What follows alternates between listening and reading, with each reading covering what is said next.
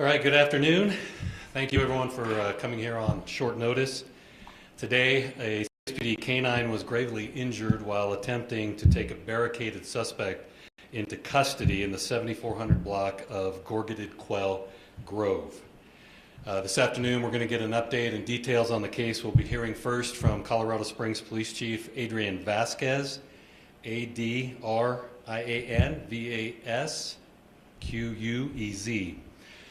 Chief Vasquez will be followed by Dr. Abby Sticker from Animal ER Care, where Rome is being treated, and she'll give us a high-level update on Rome's current condition and prognosis. Dr. Sticker will be followed by District Attorney Michael Allen with the 4th Judicial District, and then we'll open it up to a few questions. So I'll turn it over to Chief Vasquez. Thank you, Ira, and thank you all for being here. This is important to us, and obviously, there's a lot of interest in our police department as we consider Rome part of our family. I'm going to start off, as Ira said, by telling you a few of the facts that led up to Rome's injuries. At about 10:43 this morning, officers responded to a violation of domestic violence protection order. During this situation, the suspect, who's been identified as 37-year-old Anthony Bryant, barricaded himself in the residence, refusing multiple attempts to get him to come peacefully out and surrender. Our tactical enforcement unit and canine unit responded to the residence to attempt to peacefully resolve the situation in the safest manner possible. After continued failed attempts to get Bryant out of the home, one of our police canine, Rome, was deployed to help get him in custody, Bryant, in custody, when he was stabbed multiple times and is currently in surgery in critical condition. As a direct result of Rome's actions, no officers were injured, and Bryant is in custody at this time. The homicide unit and Metro Crime Unit are handling the investigation. Bryant will be charged with burglary, obstruction, resisting arrest, and attempted felony aggravated cruelty to law enforcement animals. Additional charges are pending depending on the outcome of the ongoing investigation. Officers place themselves in danger in this city every single day. They come to this profession knowing that this is part of the duty that they swear an oath to serve and to protect and to safeguard our community as our family. These are more than just words to us. Our officers passionately protect our community as K9 Rome did, and those officers on scene also did during this situation.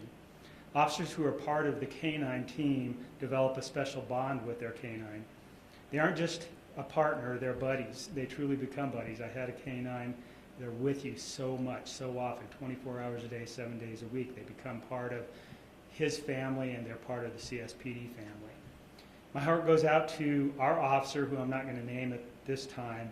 I ask that you keep Rome, our officer, and his family in your thoughts and in your prayers. I want to thank our community for the support they've already shown to Rome and our officers. I also want to thank a few other folks, the staff at Animal ER Care who are caring for Rome, and we'll hear from Dr. Sticker here in a minute, Sheriff Roybal and the El Paso County Sheriff's Office, Chief Christiani and the Fountain Police Department, and staff from the Department of Corrections. If you were unaware, dogs can give other dogs blood. They don't have a blood type specific like humans do. All of these agencies brought their canine unit up to the vet center in case Rome needed blood. It's really a great relationship that we see between all of the agencies in this region. This is just one example of that, and I truly appreciate them. D.A. Allen is also a great partner with us. D.A. Allen and his office will take over the filing and prosecution of this case. You're going to hear more from him in just a minute. I truly appreciate his responsiveness to CSPD and this particular case. Oftentimes when things like happen, we get an overwhelming amount of community members who want to help in some way, like making donations. We ask that any donations be made to the Police Foundation of Colorado Springs in this case. And with that, I'm going to turn it over to Dr. Abby Sticker from the Animal Care. Hi there. Like you said, my name's Dr. Sticker. I was one of the doctors helping out with Rome. Rome came to us earlier this afternoon with some pretty extensive lacerations. He had one kind of on the top of his head. He had one on his neck. as well as a pretty severe one extending from his abdomen down into his left leg. After some pretty aggressive stabilization efforts, we were able to get him into surgery where he is currently right now. His surgery is being performed by Dr. Michelle Morgan and Dr. Michelle Hassick over at Mountain View Veterinary Surgery. They are boarded surgeons that we work with pretty often. I would say that his where he's at right now is still fairly critical. He's received multiple blood transfusions to help with hemorrhage, as well as help stabilize him further. I do feel that the next 24 hours are going to be pretty critical to see if he's able to pull through for this. And if we do pull through, probably going to expect multiple days in the hospital.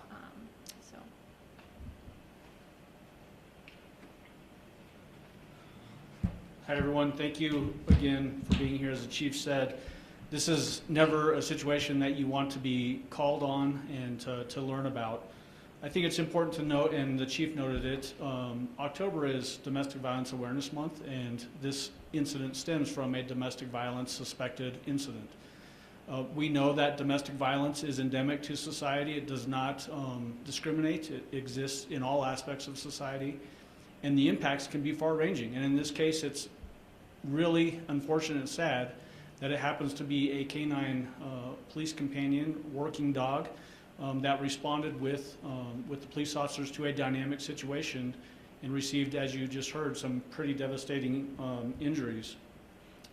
The significance of this case has to be put in context.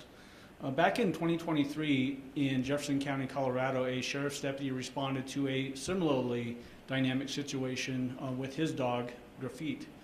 And in that situation, the canine was killed by the suspect, shot and killed.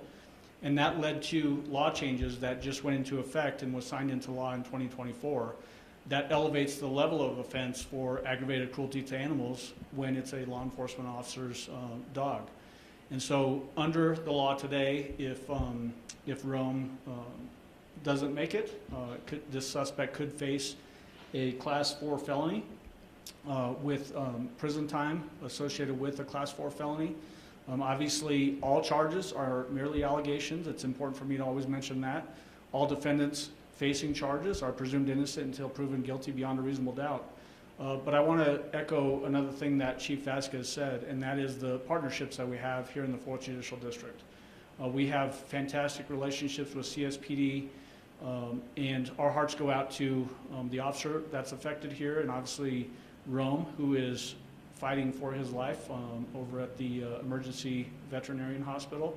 And we really want to make sure that we express our thoughts and prayers to Rome and to the officer that's affected here. These animals go into a service mode and they allow police officers to respond to really dangerous situations and allow the officer to be able to go home, like that Jefferson County case that I mentioned earlier where the suspect actually shot the dog. Without that dog being able to be deployed in that way, it's very likely that that sheriff's deputy would not have gone home to his family that night. Very easily could have happened here as well, that the officer, without his dog, may have sustained some pretty serious injuries as well. So the sacrifice that these animals make is important to note.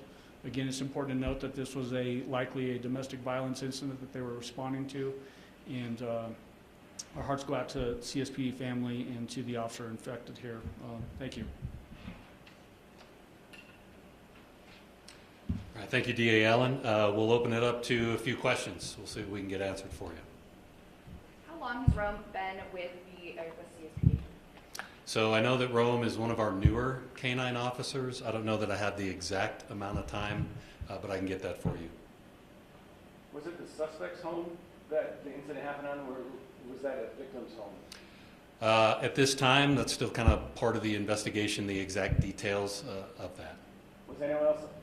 Sorry, was anyone else at home at the time of the incident? No, not to my knowledge.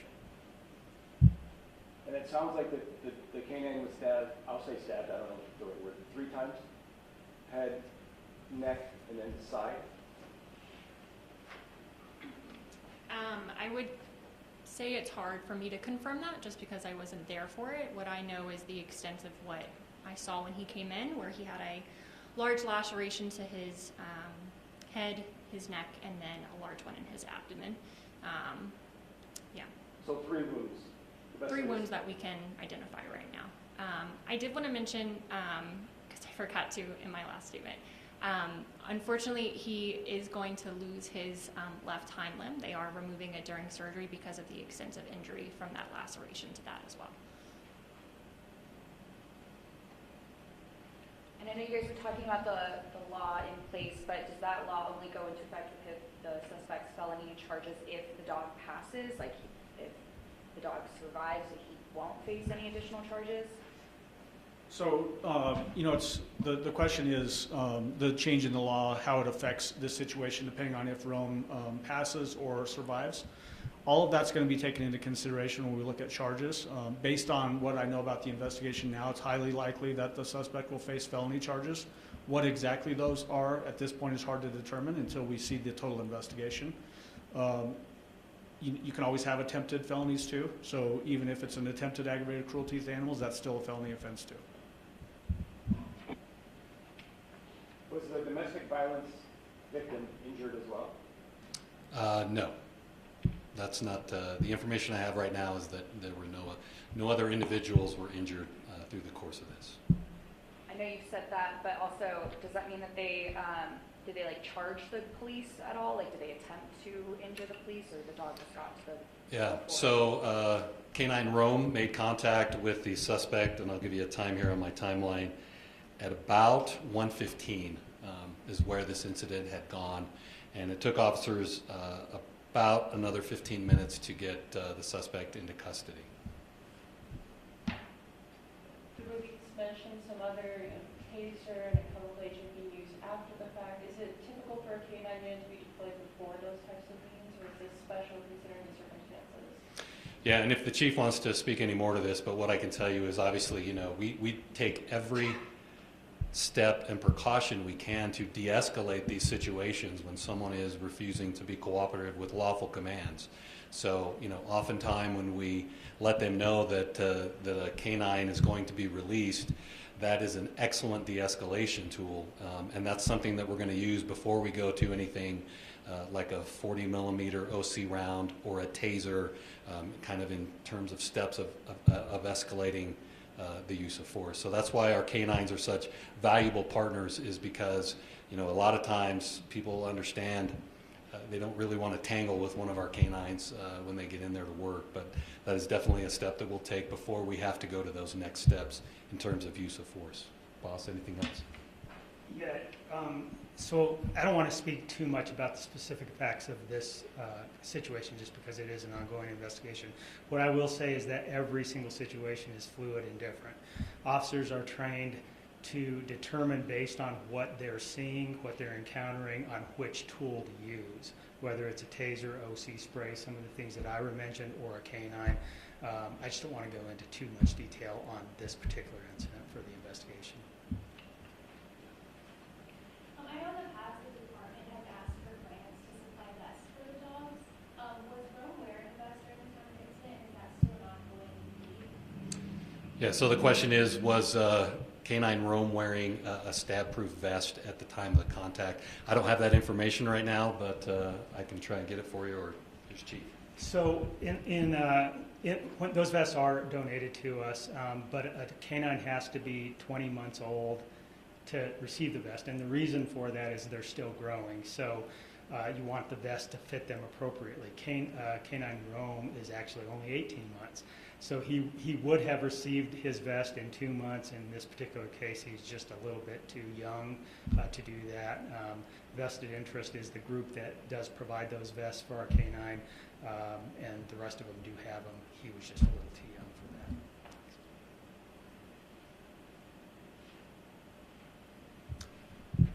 Anybody? Yeah, Cleo.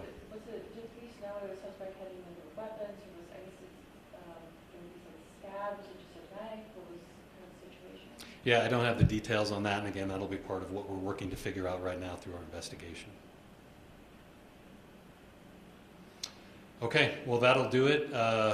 We will be around for a few interviews if anyone has a couple more questions after we wrap up here on Facebook.